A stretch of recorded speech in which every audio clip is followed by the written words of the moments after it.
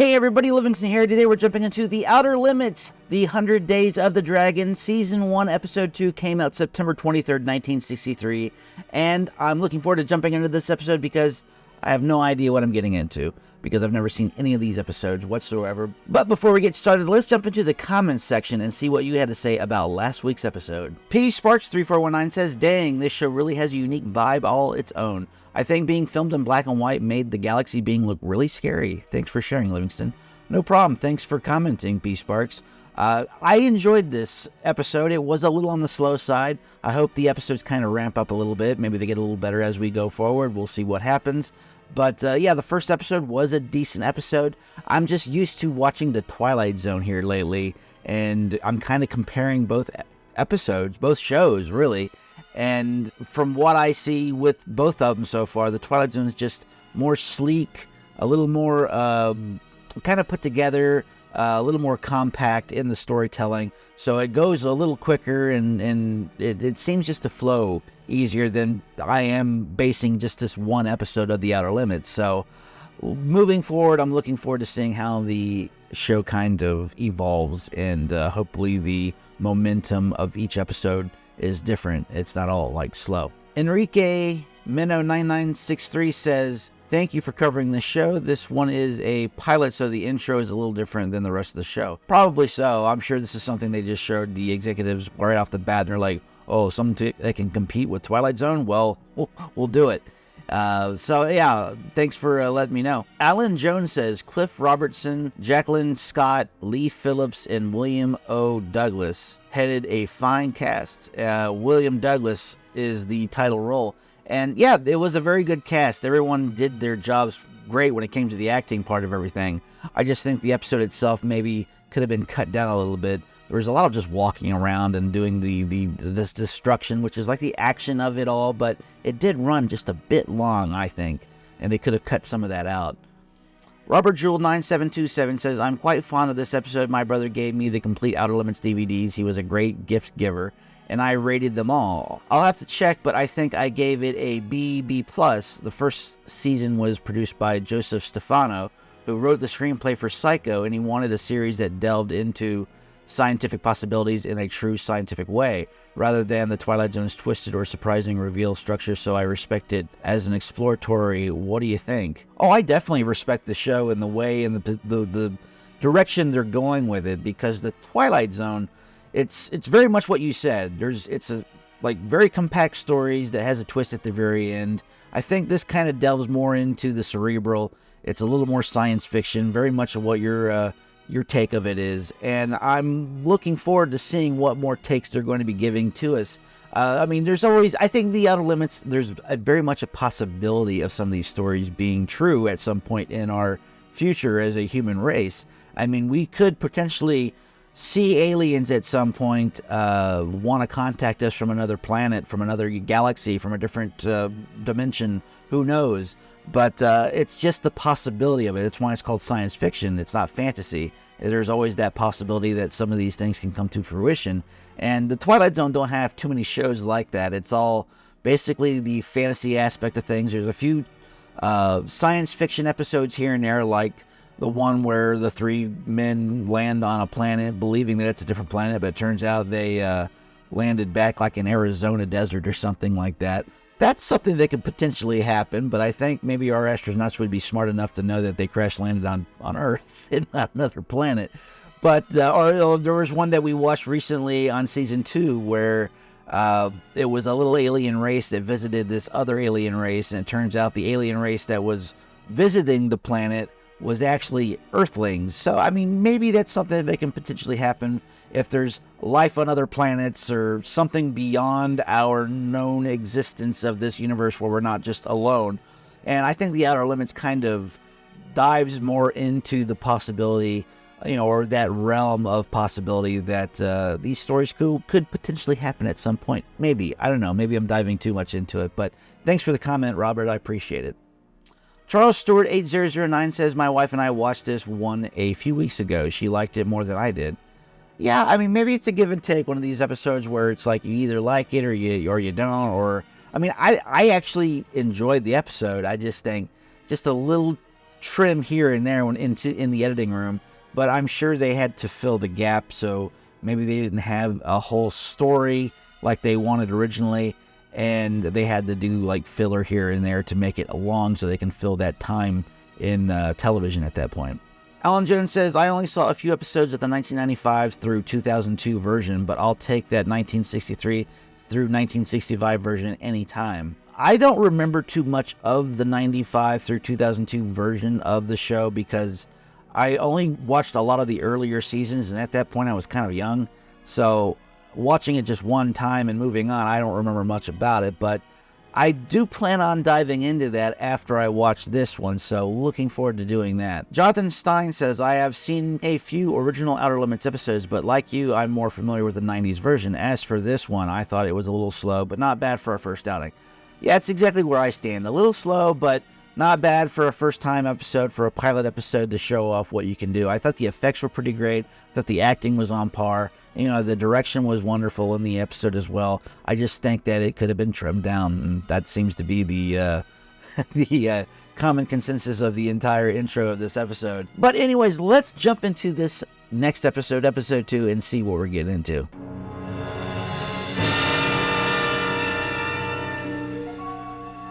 Passed over in most histories as a nation forgotten by time, have been stirred to a fury by one man. Hello. A benevolent despot in his homeland. Howdy. A cutout. Candidate for the presidency of the United States. Predicted by every poll to be a certain winner in the forthcoming election. Okay. Sit. This is Major Ho Chi Wong. Physically, he fits the candidate's size exactly. I think I know where they're going with this. The weight and the height are the same. The eyes and hair, to the naked eye, identical. The voice? Perfect. But an America on guard. An America that remains the guide and bearer. Can you do that? But an America on guard. An America... Tell me that that's not a possibility in today's world. They touched on this on the James Bond movie. The movie being Diamonds Are Forever, when Blofeld was changing his face to have doubles and triples. Fingerprints. Oh, we have that too. We have devised this cast for that purpose. The fluid I'm about to inject will, after a time lapse of 40 to 70 seconds, fat, the cartilage, dermis, and epidermis of the body to become malleable for a period of 2 minutes. So you get injected and suddenly your face becomes clay to the point where you can change. So you need like an artist in there? I know how to do this. You only have like 2 minutes to do it. It's like, shit. And change back again, if we so desire. And I wonder how they're going to pull this effect off. Just a clay face. It's a clay face. Nice.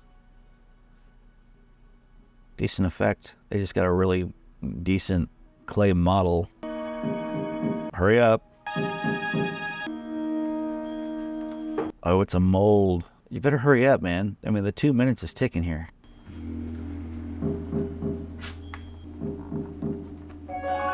You are about to witness the most unique achievement in molecular plasticity.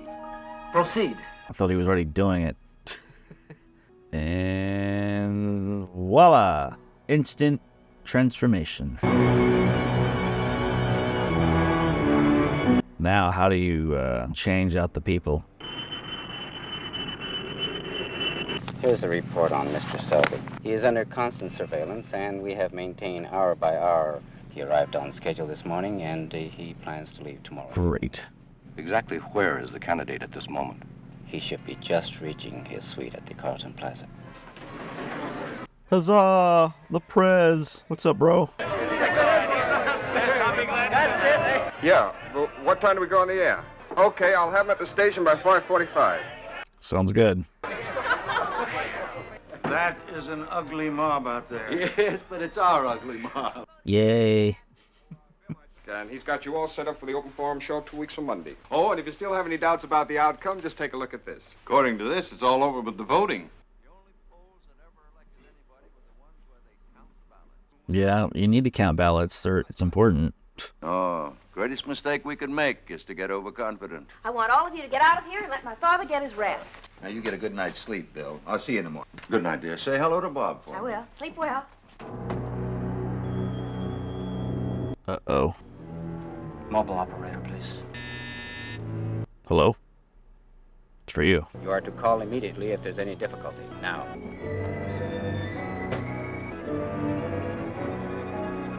The music's pretty interesting, too. It's very unique.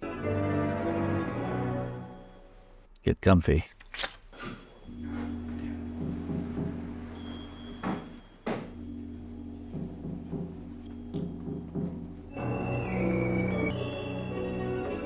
You're ready to mangle your face up again?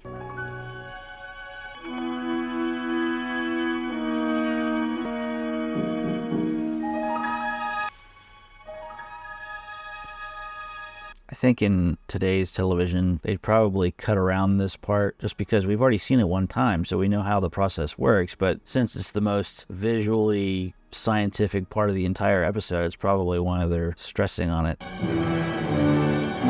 It worked again.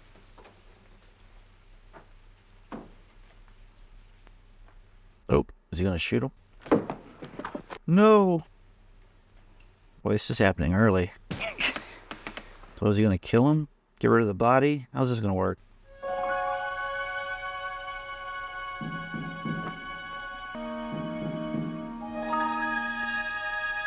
Got your fingerprints.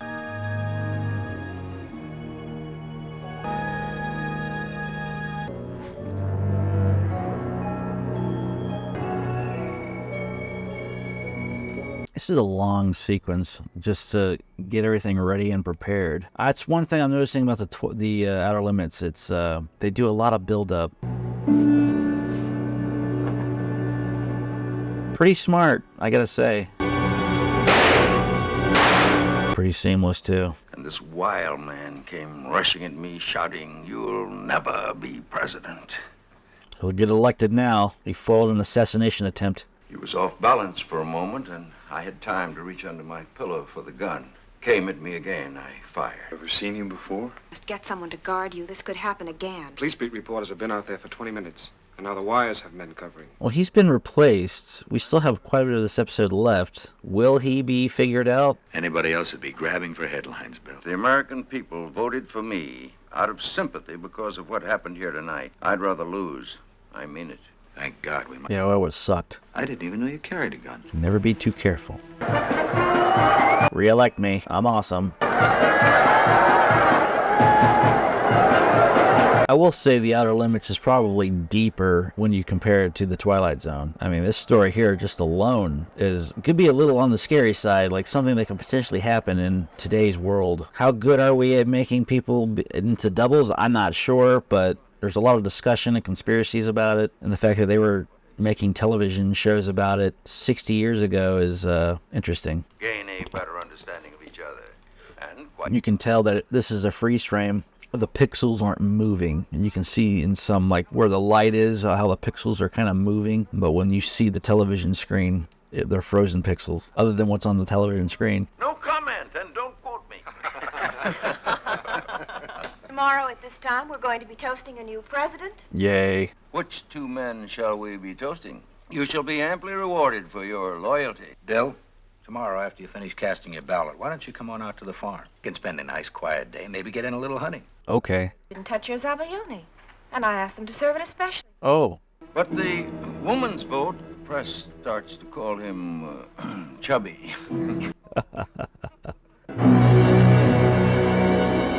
Well, someone who's not too friendly with the United States is about to become president of it. Glad we came out today, Bill. I've got a feeling we're not going to have too much time for this sort of thing. Hey, I think I smell some nice, tender grouse. Uh-oh.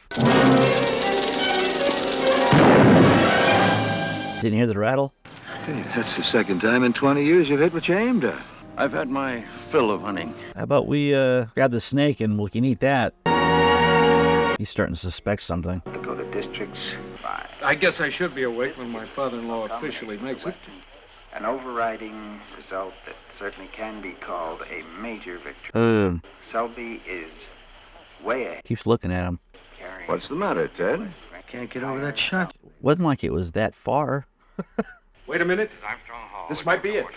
Louis Price, the governor's press secretary, is heading for the microphone. Am I a winner? The governor has asked me to read this statement, which he has sent to Mr. Selby. My warmest congratulations and best wishes to William Lyons. Yay! I'm a winner. I thought I recognized the one playing Ted. He played in an episode of The Twilight Zone called The Four of Us Are Dying. The actor's Philip Pine. That I will faithfully execute the office of President of the United States, preserve, protect, and defend the Constitution. Will you, though?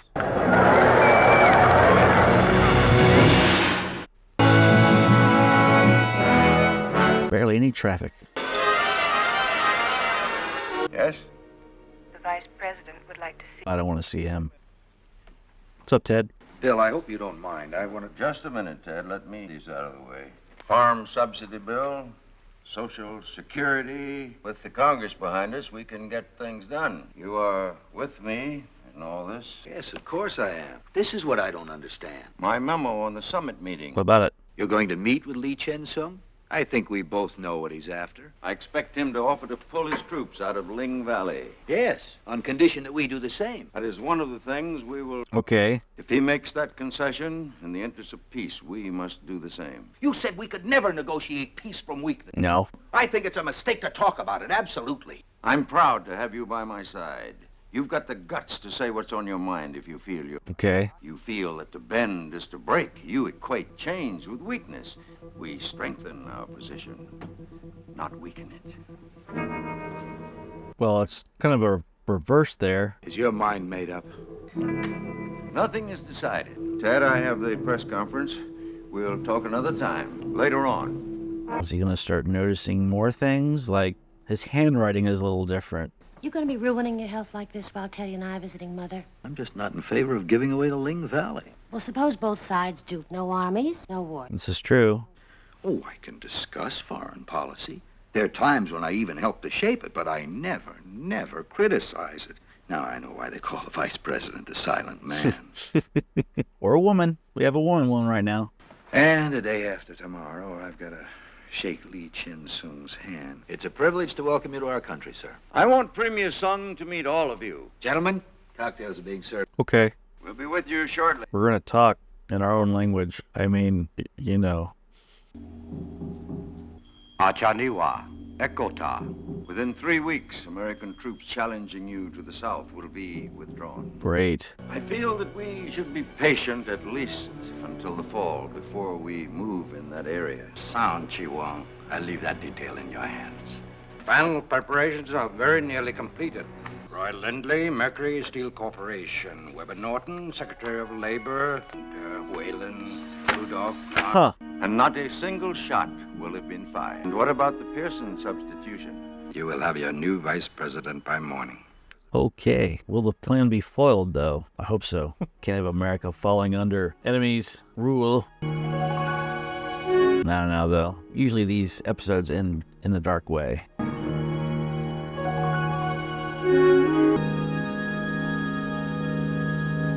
And here we go. Kind of hoping the vice president gets the upper hand, and suddenly he realizes what's going on. But these episodes tend to go dark and not end on a light note. Cree. Uh-oh. Thank God for squeaky floors, huh? Get your gun. Do you have a gun? Who's there? It's us. Hey, Bob. Hey. Oh, he's in a predicament. Whenever Ted and Ann are away, I begin to hear noises. There's something we must talk to you about. Dad's weird. Dad, something seems wrong with him. By themselves, none of them amount to... It's a lot of weird things. They give me the strangest feeling. What kind of thing? Bill has always been vitally interested in my research. No, you can care less. Mention it to me. The Apollo project I've been working on always fascinated him. Yet it's been months since he's even mentioned the subject. His attitude towards us. For example, Carol's dad always took a proprietary interest in our lives. He remembers all the right anniversaries But- and birthdays, but it's as if he turned to stone. Oh, no. Me!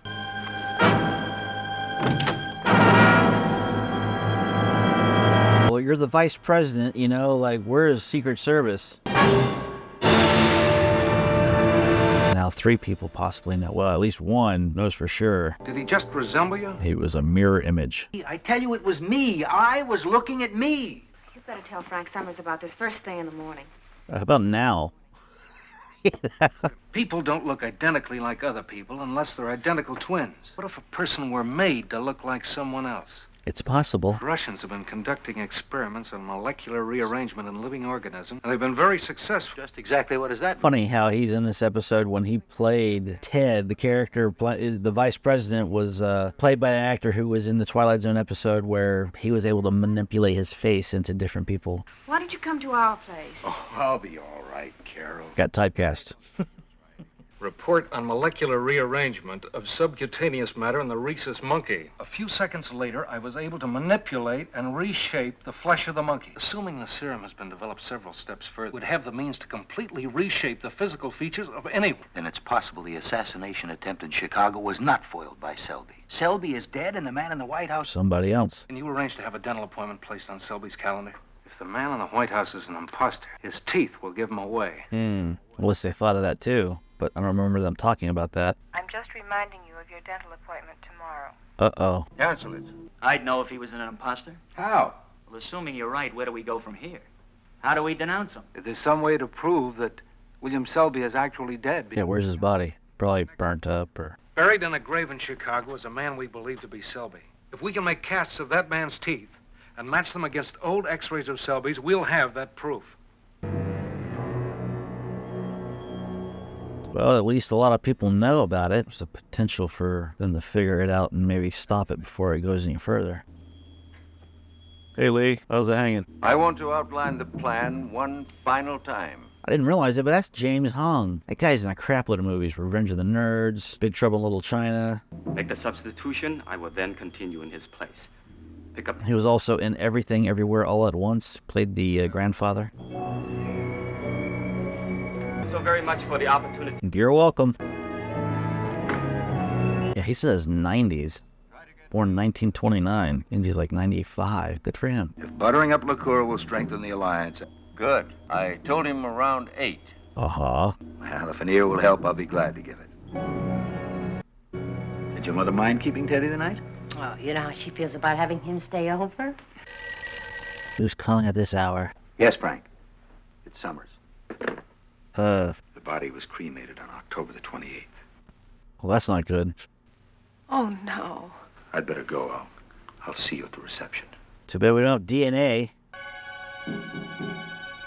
Hope you're not too angry at me for sending Ted on a peace mission. He is my right hand, you know. May I have the first dance with the president's daughter?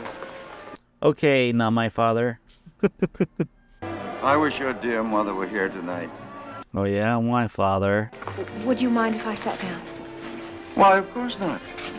I know that I'm a poor substitute for Ted, but shall we give it a try? What am I looking at? Uh-oh. If you'll come this way, Mr. Ambassador. Ah, Monsieur Lecoeur. I want you to go over and stay close to Bob and Carol. What's the matter? Just go. Is it him? Everyone, please stop where you are. Come this way. All right. I want you all to look toward that door. We're looking. What of it? Ladies and gentlemen, you are witness to the most monstrous act of international espionage in modern history. A few nights ago, an attempt was made on my life. Tonight, a second attempt was made.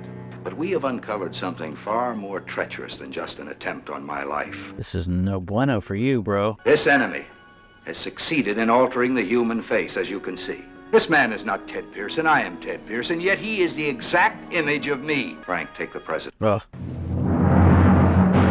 I accuse you of the assassination of... He has been found out. And assuming his identity for the purposes of overthrowing the United States government. You're not the president of the United States. You're a murderer and an imposter. Bob Connor, I'll need your help. Turn him back. Put an end to your treachery here and now. Uh-oh. See that face change. Oh. Sorry, you're the commander-in-chief. Did it flip back? Just give the order. There will be no order. Not even so monstrous a crime as the assassination of William Lyons Selby justifies an act of war, because there is no war. Nice. Now it is the job of those who continue to serve to carry on, guarding our freedom with dignity and unrelenting vigilance.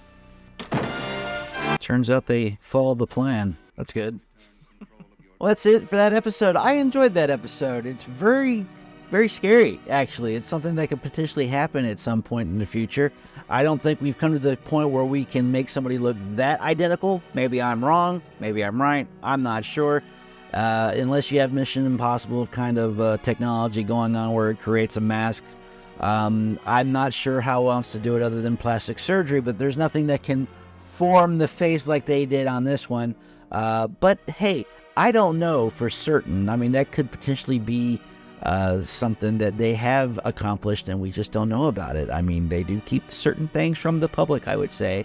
I mean, it always reminds me of Clayface, which is kind of how he was transformed in the comic books, where he was an actor that would basically use this stuff to manipulate his face and become anybody until he ended up overdosing on it by being basically having a bunch of it thrown down his gullet, and he became Clayface. But yeah, it reminds me of that, and it's interesting the way it went. I'm glad it actually ended on a happy note and not on a note where like ends up being a bunch of people taking over the government, where suddenly we have a horrible thing on our hands where America has to fight from the inside. Not a good thing, but let's read some trivia and see what it took to get this episode off the ground. The scenes that show the assassin having his face stretched and altered was considered quite graphic for the times. I can see that. Sidney Blackmer plays a man who lost part of the third finger of his left hand in an accident. And in 1940, Blackmer appeared in a comedy called Third Finger Left Hand, 1940. Okay. This is the second instance where Philip Pine's character identity is usurped. The first being The Four of Us Are Dying, 1960, which was the Twilight Zone episode I discussed. This episode, which depicted the U.S. presidential candidate William Lyon Selby being covertly assassinated by a foreign agent, was first broadcast on September 23rd, 1963. Only 60 days later, on November 22nd, 1963, U.S. President John F. Kennedy was assassinated in Dallas, Texas. The name of U.S. President William Lyon Selby is reminiscent of former Canadian Prime Minister William Lyon Mackenzie King, while his successor Ted Pearson shares the same last name as Lester B. Pearson, the Canadian Prime Minister at the time of initial broadcast. Well, that's it for this episode. Let me know, comment below what you think of it, and don't forget to like, share, and subscribe. Until next time, see you later.